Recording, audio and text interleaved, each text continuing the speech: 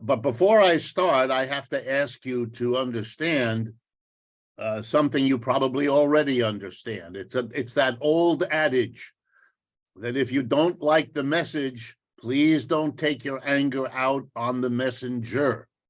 I am going to be describing to you as best I can what the situation is with the United States' economic system, which has a name. It's called capitalism. And it is, to give you a hint of where we're going, it is a system in very deep doo-doo. It is in the greatest difficulty that I have ever seen in my life, and you can tell from my white hair that I've been around a while. I never expected to see what I am experiencing. And I imagine for many of you, it is the same, unless you are committed to something my psychotherapist wife explains to me as the problem of denial. Not a river in Egypt, but an inability to confront what it is that's going on, because it's frightening. It's a very human thing to do. It's like a little child who puts his or her hands in front of her face when there's a scary dog in the neighborhood, because she still imagines at age 3 that if you don't see it, it isn't there. And if you don't see what's going on around us, then perhaps it isn't there. And that is something which our political leaders and our cultural leaders and our economic leaders, that's one thing they all have in common, with very few exceptions, namely a commitment to denial.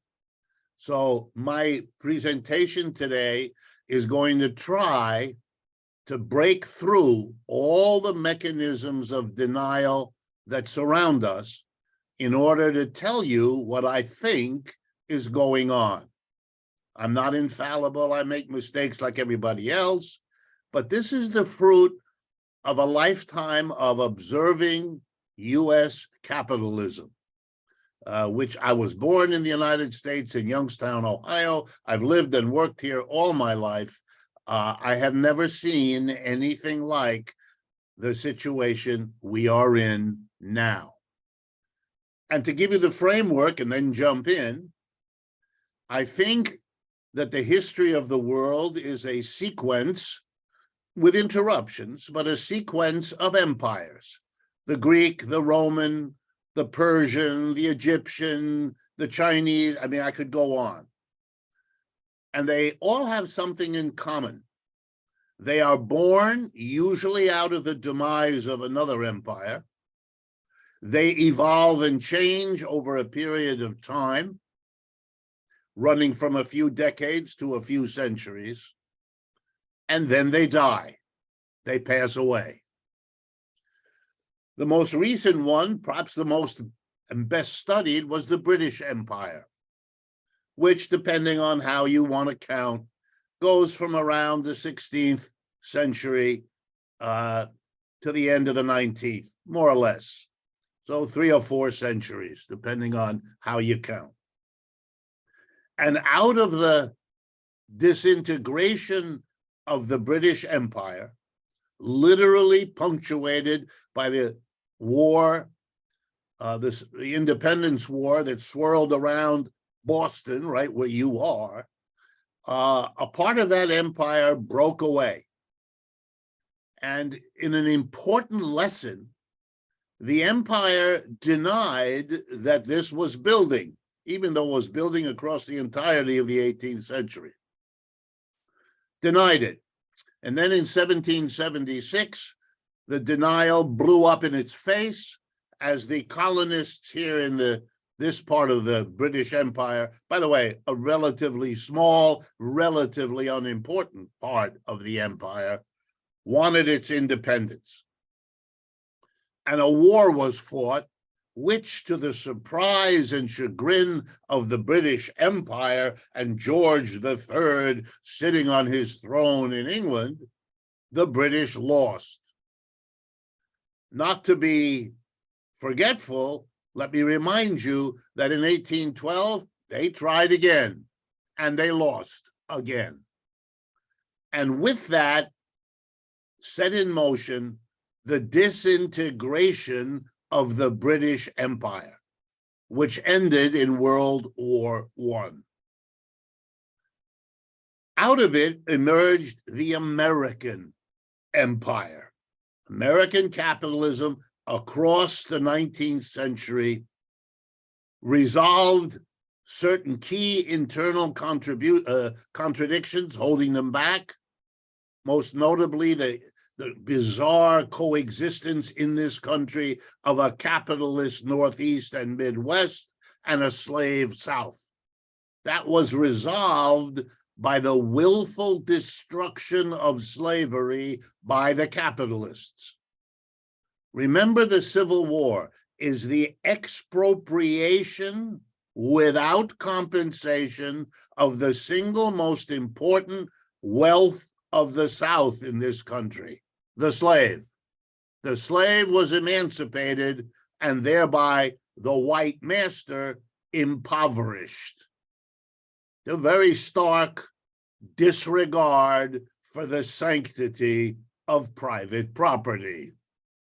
And capitalism, having destroyed its competitor with enormous violence, took off. Starting in 1870, the United States capitalism had a century of economic growth.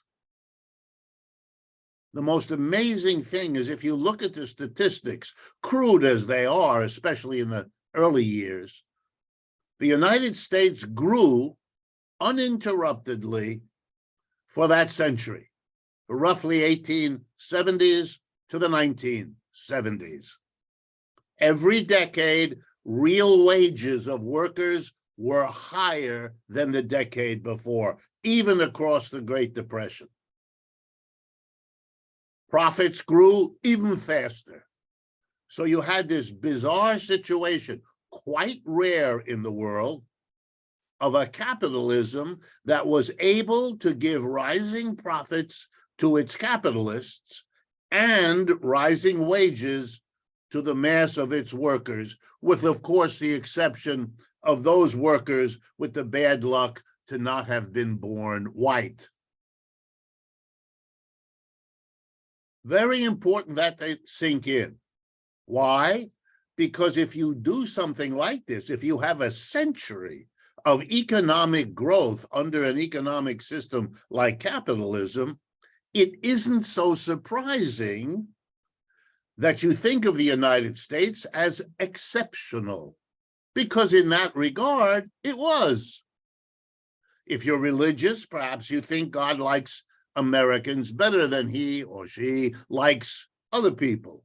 If you're not religious, you will attribute it to who knows what. Entrepreneurship, my professors used to like to say, whatever in the world that's supposed to be. But it was exceptional. And Americans, whatever their other orientations, took on the notion that we live in an exceptional place. And they then really ran with that ball and began to imagine that this exceptionality was somehow inherent, and so it would last forever. It was upward and onward, the American economy, and it would carry our culture around the world to become the world's culture. Our political system would be the model. Our military would push away those backward people who wanted to resist. It became, and I use this word carefully, crazy. And of course, when the signs began to emerge that this empire, the United States empire, after 100-year rise up, was beginning to show the signs of decline, of peaking, of breaking, it's not surprising that the leaders of such a system with such a history would be deep into denying what had happened, not seeing what was exploding around them. Over the last few days, Americans have been confronted yet again with the level of violence committed every day somewhere in this country by the police against the citizens. And again, there are people who want to blame it on this or that particular policeman or woman, who will not see that this is a social phenomena. It has been going on for a long time, and it is getting worse. It's the same issue. It's the same denial. Okay, what exactly is being denied? Let's begin, and I apologize, I'm going to begin with economics, but that is what I know best, and that is what I have studied all my life. And so if I'm going to be useful to you, I want to share at first what I know best. Over the last 40 years, roughly 1980 to now, we have seen, and all economists of all political persuasions understand this and see it. We all use basically the same numbers, and with a few exceptions, of course, always we come to the same conclusion. Over the last 40 years, there has been a radical redistribution of wealth from the bottom and the middle to the top. And the more top you get, the top 10% have done really well. The top 5%, even better.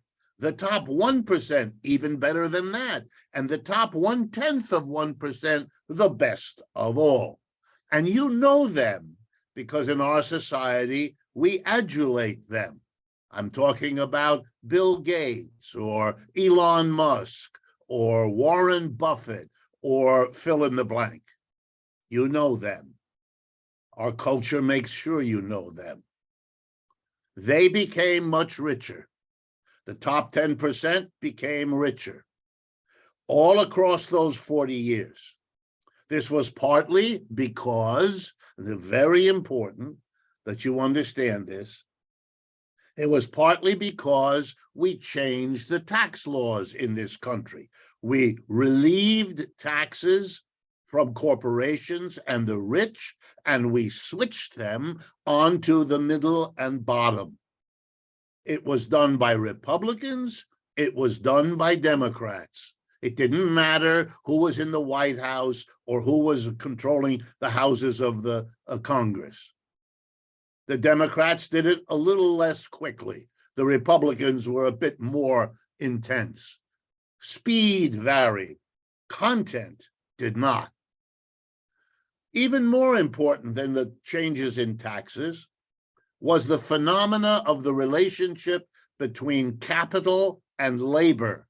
That is, corporations and business on the one hand, and the mass of people, employees, on the other. As I've told you, real wages went up for a century, 1870s, 1970. Why 1970 do I pick that? Now I can tell you, because that's when real wages in America stopped rising.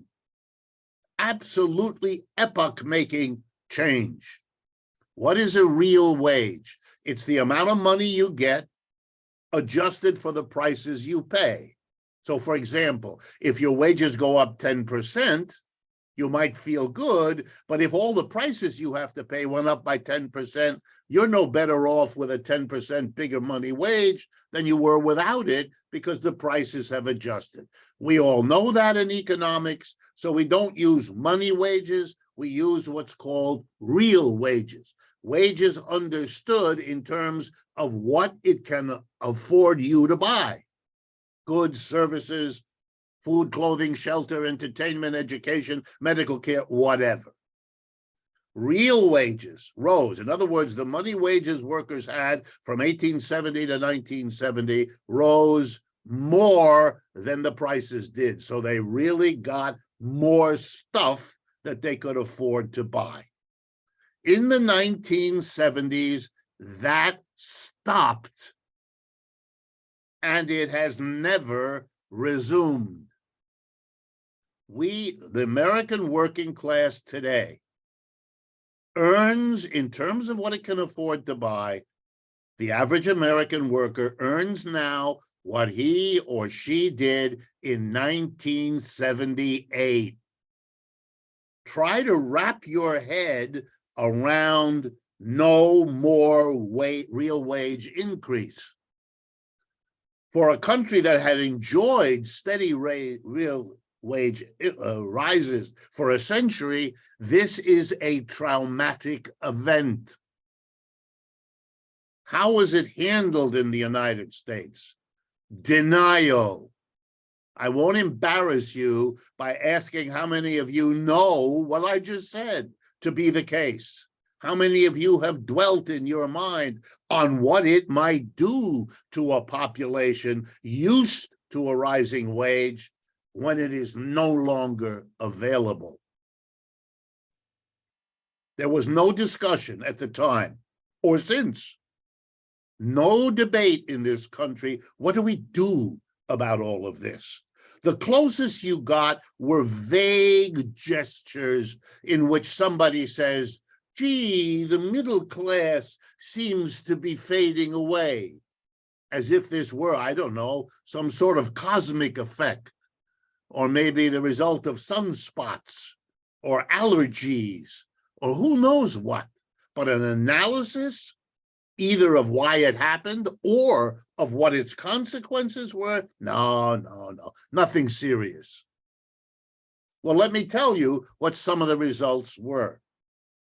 Number one, by far the most important socially, the women of the United States left the home where they had been sequestered for the earlier parts of American history and had to go out and do wage labor en masse.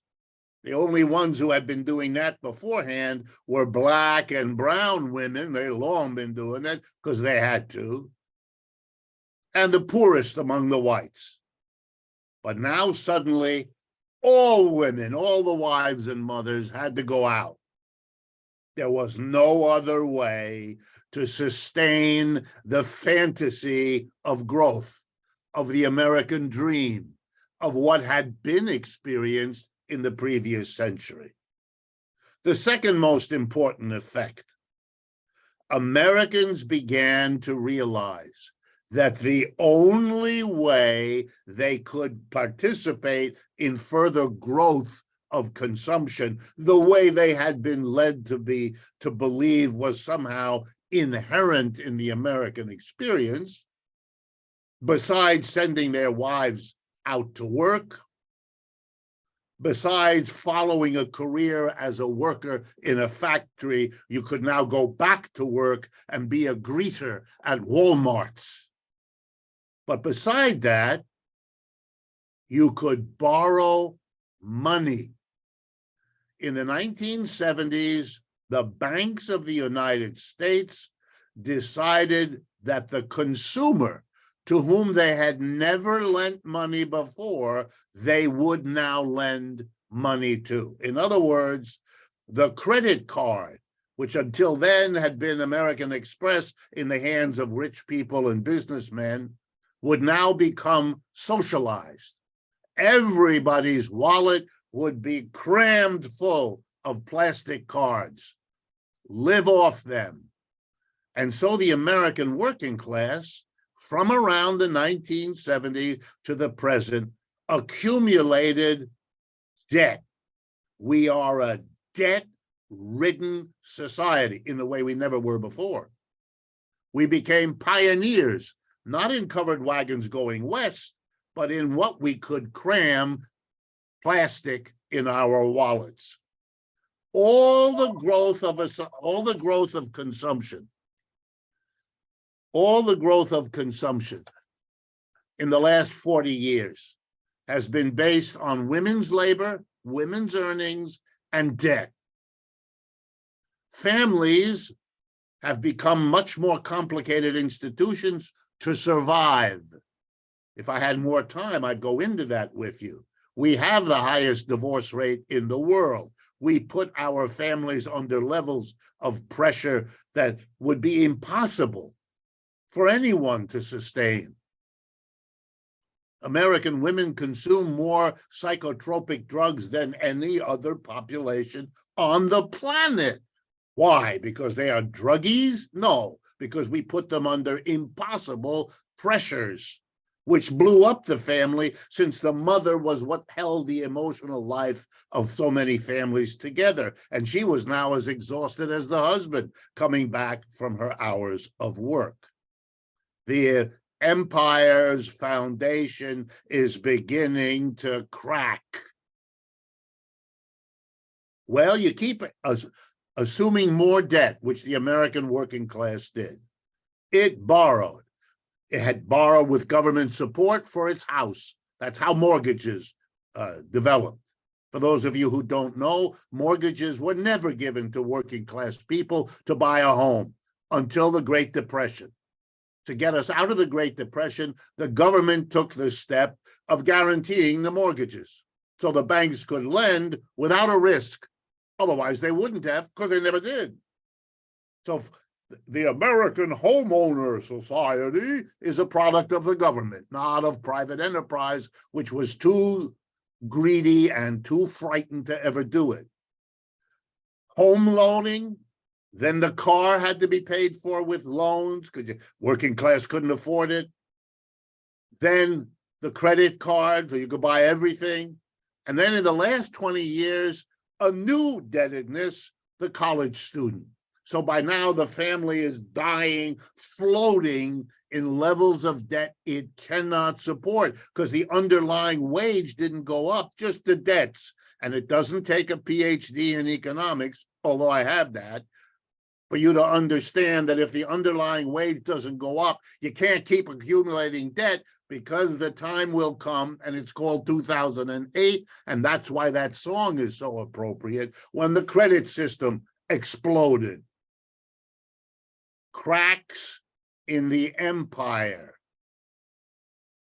This system is so committed to inequality that not only did it grow over the last 40 years, as wages stopped rising, of course, where would workers' income go? They couldn't grow. Their wages were flat, but they were becoming more productive all the time. The last 40 years are the computer, the robot, artificial intelligence, all of that. Workers' productivity goes up. Workers' wages are flat. Wages are what the employer gives you. Productivity is what you give the employer. If what the employer gives you is flat and what you give the employer keeps rising, guess what? You have inequality. You're taking all your growing output and giving it to one small class of people. Employers are 1%, 2%, 3% of our population, if that. They get it. Even across COVID-19 pandemic, inequality got worse. And what did we do to the working class after we gave them 40 years of losing everything, their families falling apart, their position in American society, their growing wealth, a kind of affirmation that somehow you're doing better? All of it's taken away. Then we hit them with COVID. Then we hit them with an inflation. And now we're hitting them with rising interest rates. Let me frighten you, if I may, if what I've said hasn't done that job already. There is an example in history of another working class over a small number of years being hit with economic blows on a scale of what's happening here. The example is Germany. And here's how it works. In the second half of the 19th century, as the British Empire is declining, the United States is not the only competitor looking to replace the British. There is another one, Germany. World War I defeats Germany. Britain, with its allies, defeat Germany, throw them out of the competition, wipe them out, impose at the end a reparations they couldn't possibly pay. The German working class, which had been built up across the 19th century to believe it was creating a whole new globe. In German, it's called Das Deutsche Reich, R-E-I-C-H. That's like the German Empire. And it had, territories in Asia, it had territories in Africa, and so on. All that was smashed when the unthinkable happened in 1914 to 1918. Germany was defeated. The empire was taken away, literally. The British took the colonies in Africa away from the Germans and made them British colonies. Everything for them destroyed. It was a trauma for the German working class. It ended in 1918 with defeat. Within 4 years, early 1920, late 22, early 1923, literally a century ago, Germany then experienced the worst inflation in modern times anywhere in the West. In a period of 9 months, the German currency went from 6 Deutschmark to the dollar to 4 trillion Deutschmark to the dollar. Prices doubled over weeks at a time, every hour of the day. Any savings accumulated by a German family, and they were very frugal, were wiped out. 6 generations saving money, had enough money put away to buy a quarter pound of butter. They were done. And 5 years after that, in 1929, the Great Depression hit Germany. It was too much. You cannot hit a working class, even the German working class, which was the best educated, most productive, and most progressive working class anywhere in Europe. No contest. Even that, it was too much. And in 1932, those German people, overwhelmed by what they had been put through, turned around and supported a little Austrian with a black mustache, Adolf Hitler, and you know the rest of the story. Don't be surprised that we have a resurgence of white supremacy, that we have characters like Trump, that we have we're just living out, here we go, the same sad scenario. Denial, not explaining to people the foundation of what they're assuming, not talking honestly about its disappearance, the cracks, what it means when your empire has that fun ride up begin to be replaced by the much less fun ride down. We're in very deep trouble. 2 or 3 examples, and then I'll move on. For the last half century, we have benefited enormously by the fact that there's one international currency, money. It's the US dollar. It's as good as gold because it literally functions like gold. That's over. Ukraine simply speeds up the process.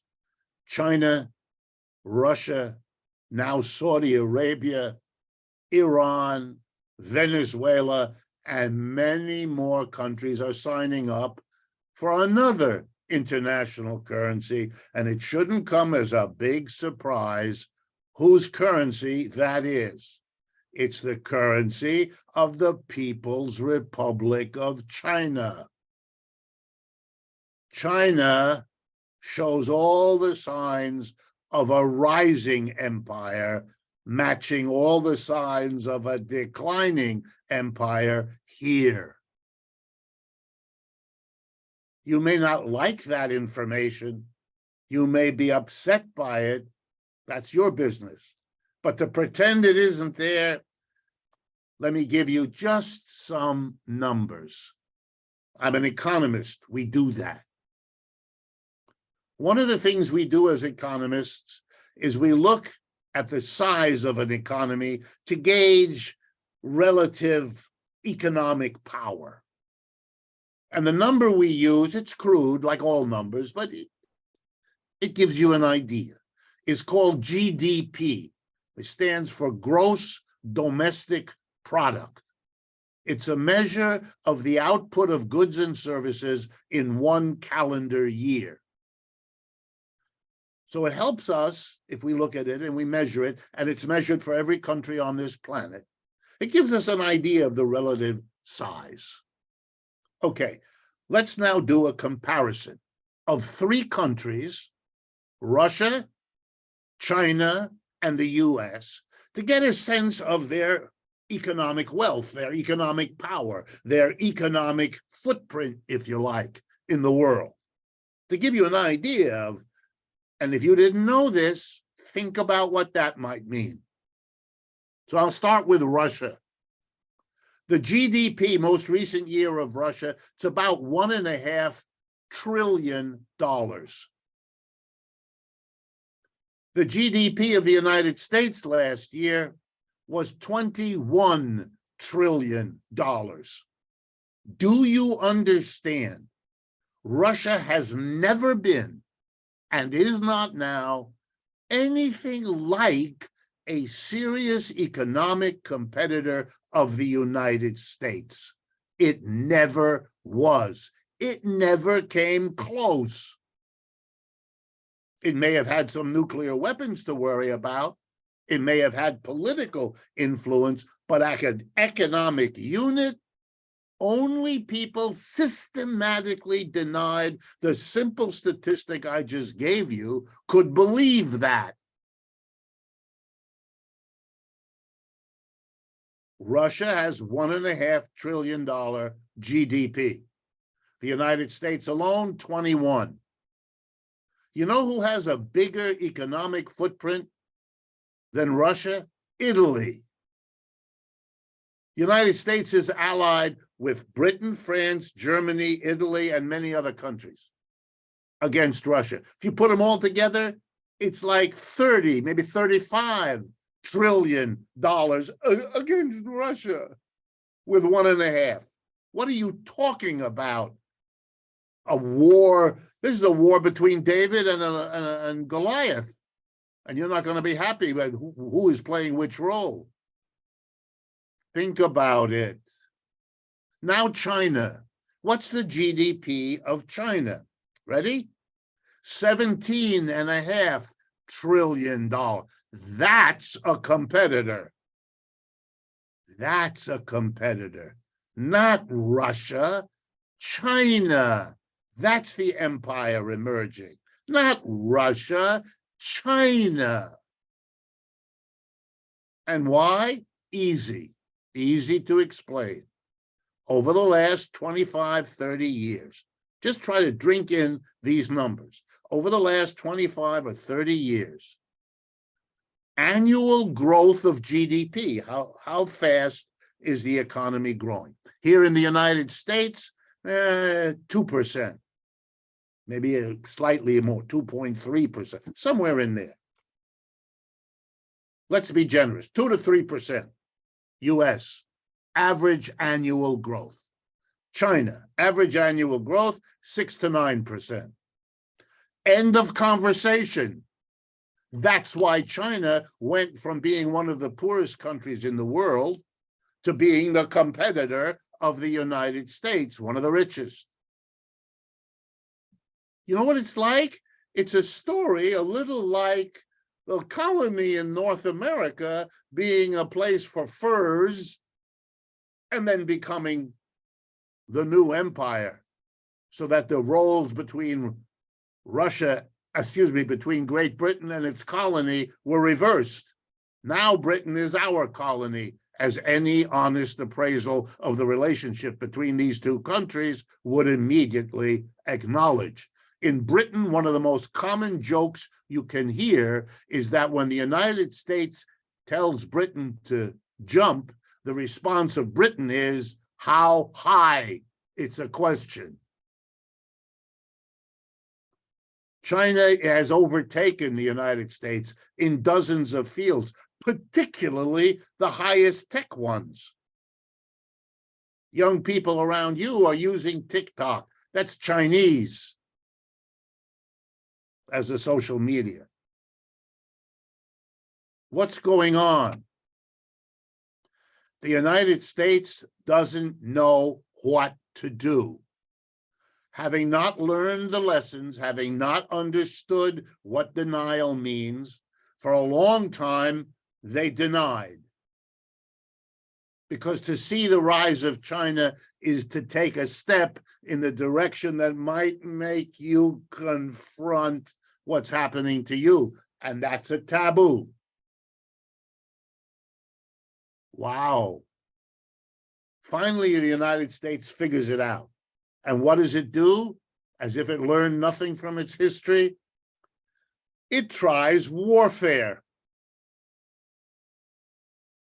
It tries to slow down, to stop, maybe even to reverse history, just like Britain did.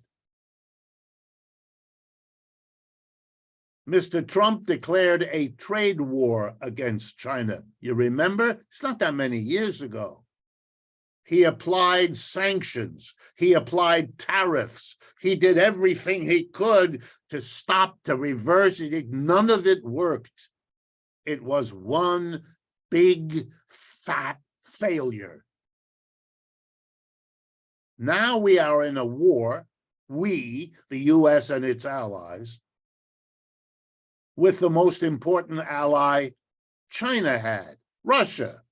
That's what's going on in Ukraine. It has got nothing whatever to do with that sad country suffering this war. Talk about being in the wrong place at the wrong time. That's the truth of Ukraine. All the rest is propagandistic foolery on both sides. This is about weakening the ally of China, which Russia is. When the war started, Mr. Biden predicted the Russians couldn't last a few weeks. With this armada of countries and weapons and wealth and you name it, he referred to what they were doing as the mother of all sanctions, which it was, the greatest sanction program ever applied. Russia wouldn't last. The ruble would be valueless within weeks. All of that, 100% wrong. The ruble is worth more now than it was before the invasion. The Russian economy bubbling along pretty well. Took a dip right after, came back most of the way. You know why? Because the sanctions mainly stopped buying oil and gas, which is Russia's lifeline. That's what Russia is, an exporter of oil and gas. I'm exaggerating, but it's the basic story. And Europe said we wouldn't buy it anymore, and that would have crippled Russia, except Russia found other buyers. It's not a complicated story. China bought more. India bought tons more. Saudi Arabia is reorganizing its economy. Pakistan is making important agreements with the Chinese and the Russians. The world isn't, guess what? Controlled by the United States. It's over. It's all around you. The United Nations took a vote on Ukraine. The majority of people did not agree, the majority of countries did not agree with the United States. They either voted on the side of Russia or they abstained, they refused to participate. It's over, but you live in an environment which needs to deny it. The divisions in our society become worse with each passing day because they're grounded in a reality that isn't changing. Inequality, as I'm speaking to you, is continuing to get worse. Corporations are working as hard as they ever did to pay no taxes. The mass of people are suffering on a scale that is unspeakable. The inflation we're still have. Prices are going up roughly twice as fast as wages. That's a destruction of the working class. Prices are going up twice the rate of wages. This is impossible. You can't do this without explosions. Now, the explosions are happening in our country, but they're not happening out of an understanding of what I've just told you. Just think about how much of what I've just told you is relatively new for you, and you're open to it. You think about these things. That's why you have something to do with the community church in Boston, of course. That's why you invite people like me. I get that, and I appreciate it. But for most Americans, no foundation like has been provided. Not in the school, not in the media, not from the political leadership, nowhere. And not from the churches either, in general. So they explode how? By taking it out on one another. Crime, bitterness, resentment, a politics of scapegoating. I mean, how else explain preposterous notions that become serious? This is a country, United States, of 325, 30 million people. The biggest estimate I've ever seen of undocumented immigrants in our country says 10 million. Okay.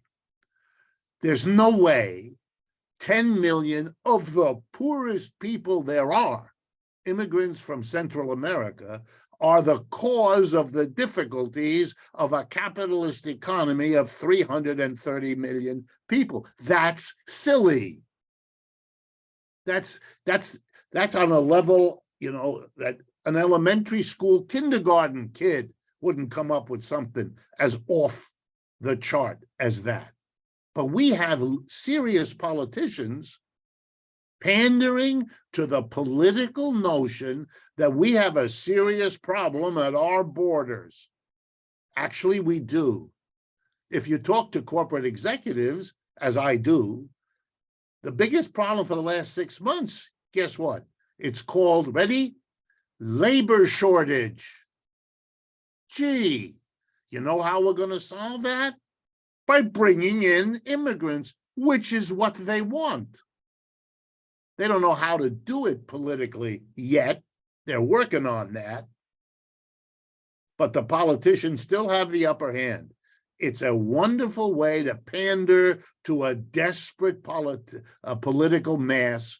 Elect me and I will build a wall so they can't come in. What? What? That's so nonsensical. By the way, it never works, but besides that, it's nonsensical. It just shows you.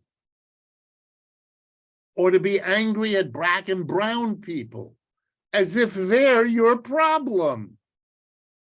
What are you doing? What is this craziness? You're desperate. I understand that. You've been suffering. You have. You have a right to be angry and upset. No question. You do. You have been screwed in this system, having been led to believe by those 100 years that the opposite was waiting in store for you. Instead, you're being slapped and whacked and deprived with no end in sight. I teach at the university. I'm surrounded all the time with people in 18, 19, into their 20s. They are not happy, this generation. They don't see good jobs. They don't see good futures. They don't see any of it. They were led by their parents and this culture to expect what they now know they're not going to get. And they want some answers too. The most recent Gallup poll indicates that a majority of Americans polled randomly, 35 years of age and younger, when asked, would you rather live in a capitalist or a socialist economy, the majority say socialist. You know, after half a century of ideological pressure against everything social that I grew up in, I'm a product of that. This is amazing that the point of view could be twisted like this. And when you talk to students, as I do about this all the time, I quickly learn this, the polling is correct, but it's not that they like socialism. They haven't a clue what it is. Those votes, that polling is because they are angry at capitalism. They know that that system is not for them. Socialism, I mean, let's try that, but it's not that they like socialism. It's that they don't like capitalism. But that has to be faced. I'm not making these numbers up. You can't come away from what I've just said with an imagination that all is well in this empire. But I'm not done. I'm not done. The level of political battle in this country is fierce. Republicans and Democrats attack each other. Literally. January 6th of last year, it was physical.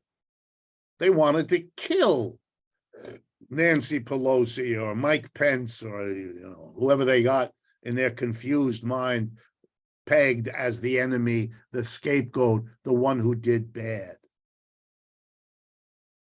Now we're blaming Russia. What? Russia invaded. I've been a victim of war in my own family, in my own life. I'm against war. War's no way to solve problems. The Russians could have done something else, should have done something else. I get that. But like with every war, you have to ask, why did it come to this? Russians have suffered from war as much as any other country in the last century.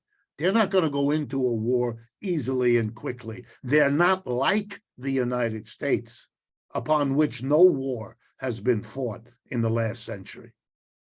Both world wars killed more Russians than anybody else. They know. They know. So why? You have to ask why. We don't. You know what we do? We demonize Mr. Putin. I don't like Mr. Putin either, but what?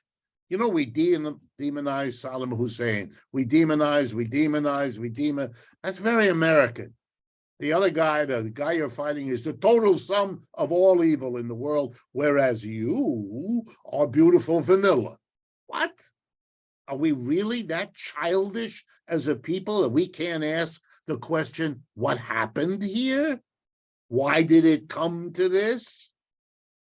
You know, throughout the whole time of the Soviet Union, when we were told we were in a great struggle between capitalism and socialism, we didn't have a war between those two countries. Now we have a war with, when did it happen? After Russia stopped being socialist, went back to capitalism, and now we have war. You know what the big wars in World War I and II were? They were among capitalist countries. Was the whole story about capitalism and socialism just that, a story? Is war one of the gains we get from pushing socialism out of Russia? Those are real questions, but of course we can't answer them because we're fighting evil. We're fighting evil. The Russians commit war crimes. I don't doubt that they do. And the Ukrainians, they don't? Stop. No one is that foolish. But the American people get told these stories, and they add up. So let me end with military. Since the end of World War II, the United States has invaded small countries repeatedly, violating norms, rules-based international order. It invaded Korea. It invaded Vietnam. It invaded Iraq. It invaded Afghanistan. It lost all of them. The wars were lost. Korea, Vietnam, they all were lost. The Communist Party of Vietnam took over that country. The Taliban took over Afghanistan. I could go on. They lost.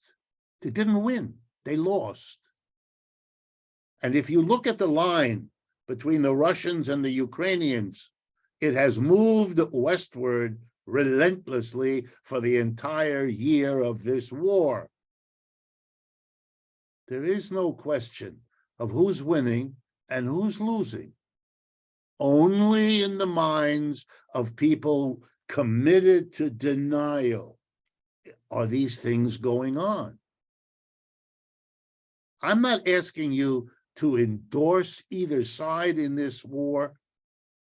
I'm not asking you to endorse China or the Chinese system.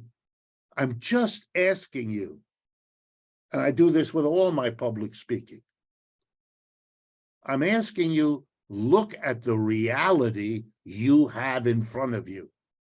Don't be afraid. The danger lies in denial, not in facing it. And if we face it, there is a lesson to be learned from the British Empire.